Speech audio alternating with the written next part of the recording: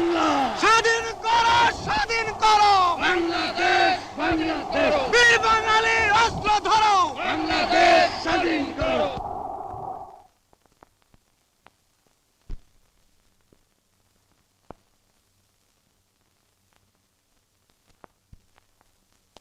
স্বাধীন বাংলার জাতির পিতা, স্বাধীন বাংলার জাতির পিতা মুজিবের পথ ধরো। মুজিব ভাই এসে গেছেন, তাকে আপনারা স্লোগান দিয়ে অভিবাদন দেন। শেখ মুজিবের পথ ধরো, বাংলাদেশ স্বাধীন করো, মুজিব ভাইয়ের পথ ধরো। বাংলাদেশ স্বাধীন করো, বাঁশের মাটি তৈরি করো, বাংলাদেশ স্বাধীন করো, বীর বাঙালি অস্ত্র ধরো, বাংলাদেশ স্বাধীন করো। বীর আপনারা জোরে স্লোগান ধরেন, আমার দেশ তোমার দেশ, বাংলাদেশ, বাংলাদেশ, আমার দেশ তোমার দেশ, বাংলাদেশ, বাংলাদেশ, স্বাধীন করো, স্বাধীন করো, বাংলাদেশ স্বাধীন করো।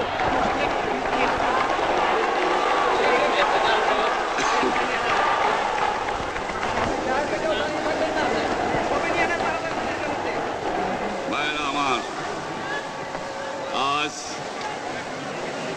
দুঃখ ভারাক্রান্ত মন নিয়ে আপনাদের সামনে হাজির হয়েছি। আপনারা সবই জানেন এবং বোঝেন আমরা আমাদের জীবন দিয়ে চেষ্টা করেছি, কিন্তু দুঃখের বিষয় আজ ঢাকা, চট্টগ্রাম, খুলনা, রাজশাহী, রংপুরে আমার ভাইয়ের রক্তে রাজপথ রঞ্জিত হয়েছে। আজ বাংলার মানুষ মুক্তি চায়, বাংলার মানুষ বাঁচতে চায়, বাংলার মানুষ তারা আজ তার অধিকার চায়। কিন্তু দুঃখের বিষয়, আজ দুঃখের সঙ্গে বলতে হয় 23 বছরের করুণ ইতিহাস, বাংলার অত্যাচারের, বাংলার মানুষের রক্তের ইতিহাস, 23 বছরের ইতিহাস, মুমূর্ষ নরনারীর আর্তনাদের ইতিহাস, বাংলার ইতিহাস, এদেশের মানুষের রক্ত দিয়ে রাজপথ রঞ্জিত করার ইতিহাস। 1952 সালে রক্ত দিয়েছি, 1954 সালে নির্বাচনে জয়লাভ করেও আমরা গদিতে বসতে পারি নাই। 1958 সালে আইয়ুব খান মার্শাল ল জারি করে 10 বছর পর্যন্ত আমাদের গোলাম করে রেখেছে। 1967 সালে 6 দফার আন্দোলনে 7ই জুনে আমার ছেলেদের গুলি করে হত্যা করা হয়েছে। 1969 সালে আন্দোলনে আইয়ুব খানের পতন হওয়ার পরে যখন ইয়াহিয়া খান সাহেব সরকার নিলেন, তিনি বললেন দেশে শাসনতন্ত্র দেবেন, গণতন্ত্র দেবেন, আমরা মেনে নিলাম। তারপরে অনেক ইতিহাস হয়ে গেল, নির্বাচন হলো। আপনারা জানেন দোষ কি আমাদের? আজকে আমি প্রেসিডেন্ট ইয়াহিয়া খান সাহেবের সঙ্গে দেখা করেছি, আপনারা জানেন, আলাপ আলোচনা করেছি। আমি শুধু বাংলার নয়, পাকিস্তানের মেজরিটি পার্টির নেতা হিসাবে তাকে অনুরোধ করলাম 15 ফেব্রুয়ারি তারিখে আপনি জাতীয় পরিষদের অধিবেশন দেন। তিনি আমার কথা রাখলেন না, তিনি রাখলেন ভুট্টো সাহেবের কথা। তিনি বললেন প্রথম সপ্তাহে মাসে হবে, তিনি মানে নিলেন।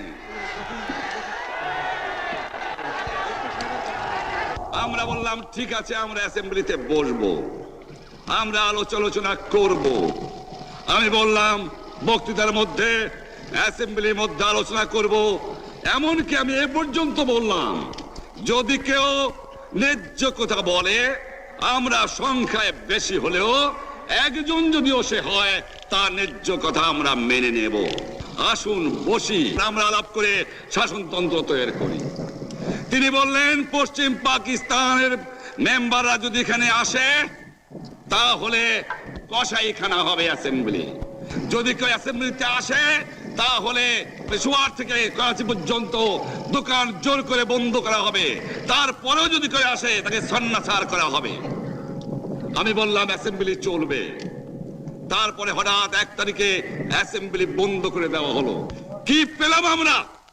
যে আমার পয়সা দিয়ে অস্ত্র কিনেছি বহিঃশত্রু আক্রমণ থেকে দেশকে রক্ষা করার জন্য, আজ সেই অস্ত্র ব্যবহার হচ্ছে আমার দেশের গরিব দুঃখী নিরস্ত্র মানুষের বিরুদ্ধে। তার বুকের উপরে হচ্ছে গুলি। আমরা পাকিস্তানের সংখ্যাগুরু, আমরা বাঙালিরা যখনই ক্ষমতায় যাওয়ার চেষ্টা করেছি, যখনই এদেশের মালিক হবার চেষ্টা করেছি, তখনই তারা আমাদের উপর ঝাঁপিয়ে পড়েছেন। তারা আমাদের ভাই। আমি বলেছি তাদের কাছে এই কথা যে আপনারা কেন আপনার ভাইয়ের বুকে গুলি মারবেন? আপনাদের রাখা হয়েছে যদি বহিঃশত্রু আক্রমণ করে তার থেকে দেশকে রক্ষা করার জন্য। তারপরে উনি বললেন যে আমার নামে বলেছেন, আমি নাকি বলে স্বীকার করেছি যে 10 তারিখে রাউন্ড টেবল কনফারেন্স হবে। আমি উনাকে একথা বলে দেবার চাই, আমি তাকে তা বলি নাই। টেলিফোনে আমার সঙ্গে তার কথা হয়। তাকে আমি বলেছিলাম, জনাব ইয়াহিয়া খান সাহেব, আপনি পাকিস্তানের প্রেসিডেন্ট, দেখে যান, ঢাকায় আসেন কিভাবে আমার গরিবের উপরে, আমার বাংলার মানুষের বুকের উপরে গুলি করা হয়েছে, কি করে আমার মায়ের কোল খালি করা হয়েছে, কি করে মানুষকে হত্যা করা হয়েছে। আপনি আসুন, দেখুন, বিচার করুন, তারপরে আপনি ঠিক করুন। আমি এই কথা বলেছিলাম। হঠাৎ আমার সঙ্গে পরামর্শ না করে বা আমাদের সঙ্গে আলোচনা না করে 5 ঘন্টা গোপনে বৈঠক করে যে বক্তৃতা তিনি করেছেন এবং যে বক্তৃতা করে অ্যাসেম্বলি করেছেন, সমস্ত দোষ তিনি আমার উপরে দিয়েছেন, বাংলার মানুষের উপরে দিয়েছেন।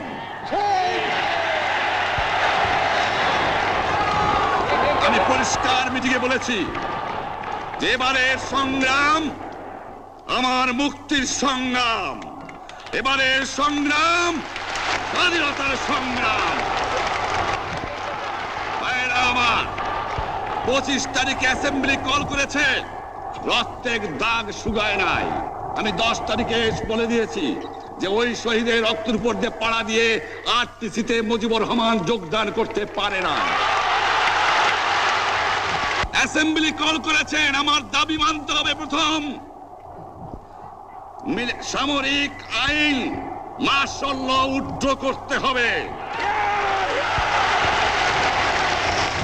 সমস্ত সামরিক বাহিনীর লোকদের ব্যারাকে ফেরত দিতে হবে।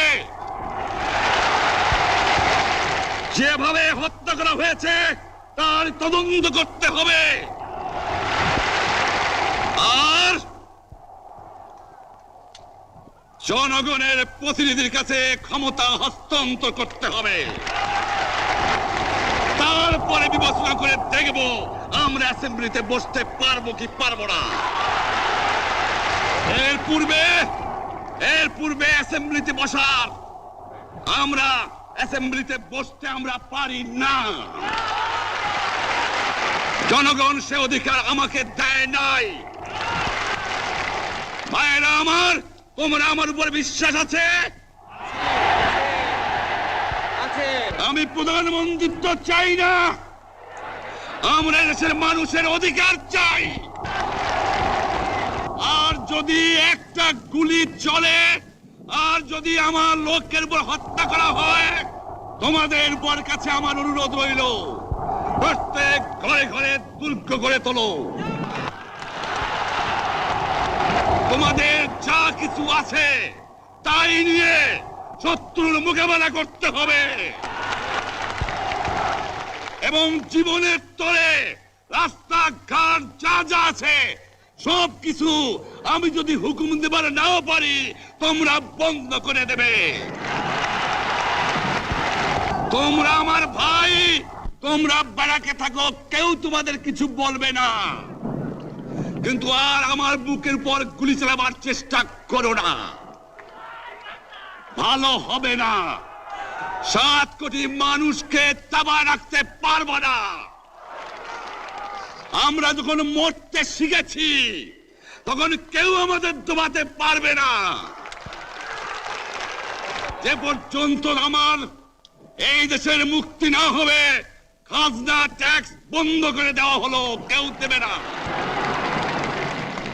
তবে অনুরোধ করছি, আপনারা আমাদের ভাই, আপনারা দেশকে একেবারে জাহান্নামে ধ্বংস করে দিয়েন না।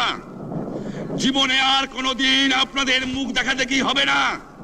যদিও আমরা শান্তিপূর্ণভাবে আমাদের ফয়সলা করতে পারি, তাহলে অন্তপক্ষে ভাই ভাই হিসেবে বাস করার সম্ভাবনা আছে।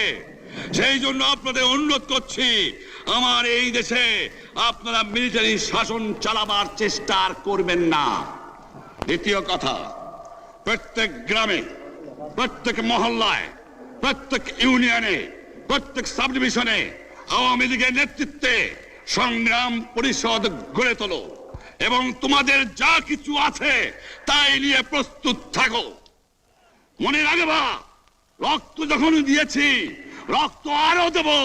এই দেশের মানুষকে মুক্ত করে ছাড়বো ইনশাআল্লাহ। এবারে সংগ্রাম আমাদের মুক্তির সংগ্রাম, এবারে সংগ্রাম স্বাধীনতার সংগ্রাম।